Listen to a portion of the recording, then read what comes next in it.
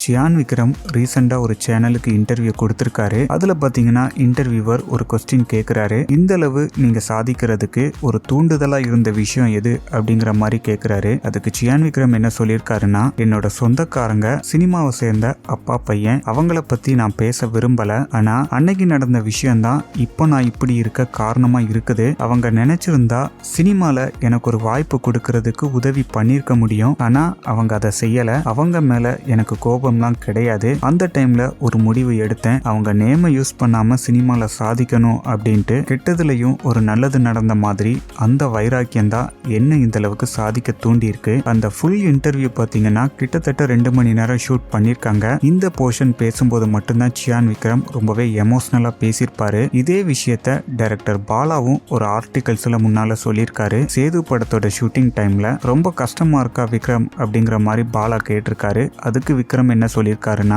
இல்ல பாலா, நான் ஆக்சிடென்ட்ல அடிபட்டு கிடந்த டைம்ல என்னோட சொந்தக்காரர் ஒருத்தர், அவரும் சினிமாக்காரர் தான். இதுக்கு அப்புறமா சினிமால நீ எங்க நடிக்க போற, ஏதாவது ஒரு நொண்டி ரோல் கிடைக்கும்ல அப்படிங்கிற மாதிரி சொன்னாரு. எவ்வளவு வக்கரமான வார்த்தை பாத்தீங்களா. நாம ஜெயிக்கணும் பாலா. பழி வாங்குறதுனா அடிக்கிறது, உதைக்கிறது, அவமானப்படுத்துறது மட்டும் கிடையாது. சொன்னவங்க கண்ணு முன்னால ஜெயிக்கணும். அப்ப நான் தனியா இருந்தேன், இப்போ கூட நீங்க இருக்கீங்க. சேது இருக்கான், நாம ஜெயிப்போம் பாலா அப்படின்னு விக்ரம் சொன்னதா பாலா அந்த ஆர்டிகல்ஸ்ல சொல்லியிருப்பாரு. சியான் விக்ரம பார்த்து அப்படி சொன்னது யாரு அப்படிங்கறதுலாம் ரெண்டாவது விஷயம் தான். இதுல இருந்து நாம எடுத்துக்கிட வேண்டிய விஷயம் என்னன்னா, எந்த சிச்சுவேஷன்ல இருந்தாலும் ஹார்ட் ஒர்க் பண்ணா கண்டிப்பா பெரிய ஆளா வரலாம் அப்படிங்கறத மட்டும் நாம எடுத்துக்கிடலாம். சியான் விக்ரம் அதுக்கு ரோல் மாடலா இருக்கிறாரு. சினிமாவை பொறுத்த வரைக்கும் சியான் விக்ரமோட தங்கலான் படம் ரிலீஸ் ஆகி பாக்ஸ் ஆபீஸ்ல 100 கோடி கலெக்ஷனை கொடுத்திருக்கு. செப்டம்பர் 6ஆம் தேதி ஹிந்தியில ரிலீஸ் ஆகி ஹிந்திலையும் சக்சஸ்ஃபுல்லா ஓடிக்கிட்டு இருக்கு. கரண்ட்ல அருண்குமார் டைரக்ஷன்ல வீர தீர சூரன் படத்துல ஒர்க் பண்ணிட்டு இருக்காரு. படம் பொங்கலுக்கு ரிலீஸ் ஆகும்னு சோசியல் மீடியால அப்டேட் பண்றாங்க.